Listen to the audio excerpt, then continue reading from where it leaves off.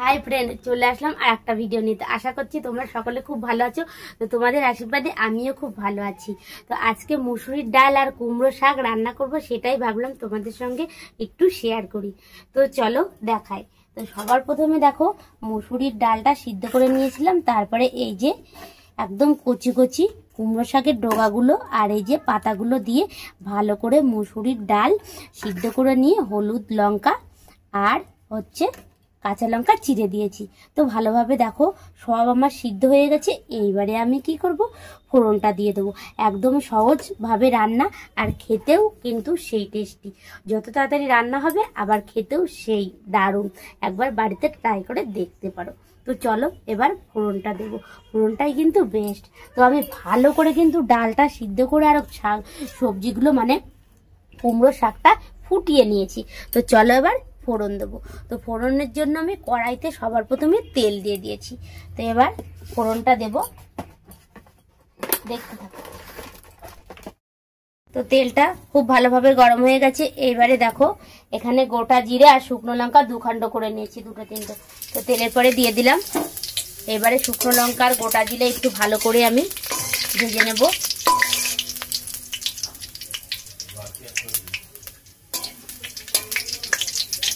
এই যে ভালো করে নেড়ে নিলাম। শুকনো লঙ্কা আর গোটা জিরেটা দেখো খুব ভালোভাবে আমি ভেজে নিয়েছি। এইবারে এই যে কটুকরো এই যে রসুন দেবো। তো রসুনটা এবার ভেজে নেব।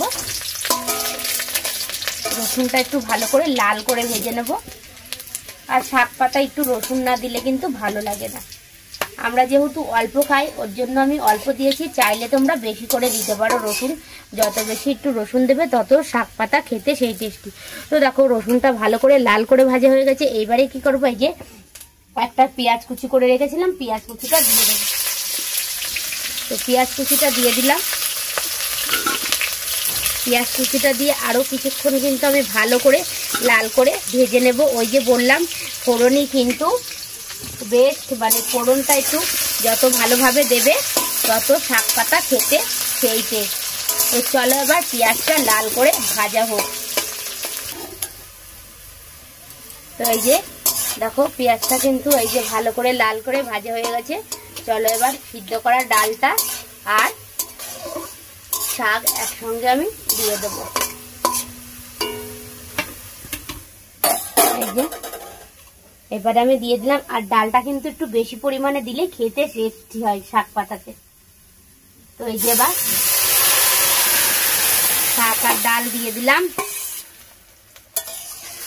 এই যে একদম সহজ আর খেতেও সেই টেস্ট। তাড়াতাড়ি আমার রান্নাও হয়ে যাবে, খেতে সেই টেস্ট। দেখেছো মুসুরির ডাল কিন্তু আমি বেশি পরিমাণে দিয়েছি। তোমরা চাইলে একটু ঝোল ঝোলও রাখতে পারো, আবার চাইলে শুকনোও করতে পারো।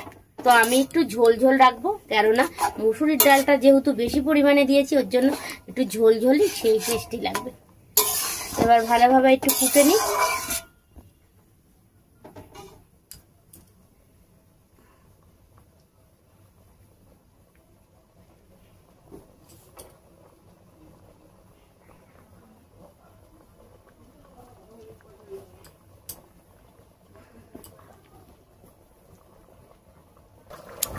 তো দেখো এই যে টকবক করে ফুটে উঠেছে।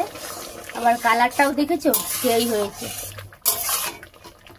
একদম কচি কচি কিন্তু কুমড়ো শাকের ডগাগুলো নিতে হবে, তাহলে কচি কচি ডগাগুলো খেতে সেই টেস্ট।